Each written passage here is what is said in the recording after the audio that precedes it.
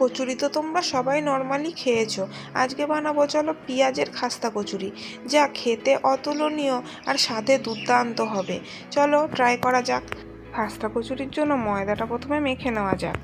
এই জন্য আমি পরিমাণ মতন ময়দা নিয়ে ওতে একটু বেকিং পাউডার, নুন, জোয়ান আর একটু বেশি তেল দিয়ে ভালো করে ময়াম দিয়ে নিচ্ছি। এরপর পরিমাণ মতন জল দিয়ে ভালো করে শক্ত করে তোমরা ময়দাটাকে মেখে নেবে। ময়দা মেখে নেওয়ার পর আমি একটা মশলাও রেডি করে নেব। এই জন্য ফ্রাইং প্যানে একটু গোটা জিরে, ধনে, মৌরি, শুকনো লঙ্কা আর গোটা গরম মশলা দিয়ে একটু নেড়ে মিক্সিং জারে গুঁড়ো করে নিচ্ছি।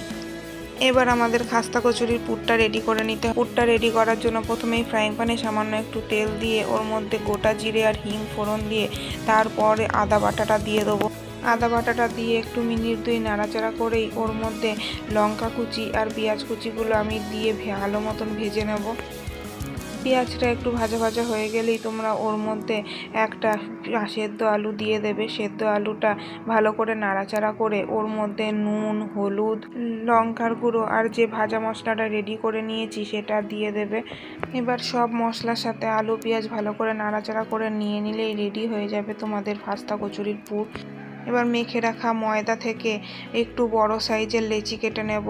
এবার লেচিগুলোকে হাতের সাহায্যে গোল করে ওর মধ্যে পেঁয়াজের পুরটা ভরে ভালো করে মুখটাকে বন্ধ করে নিতে হবে।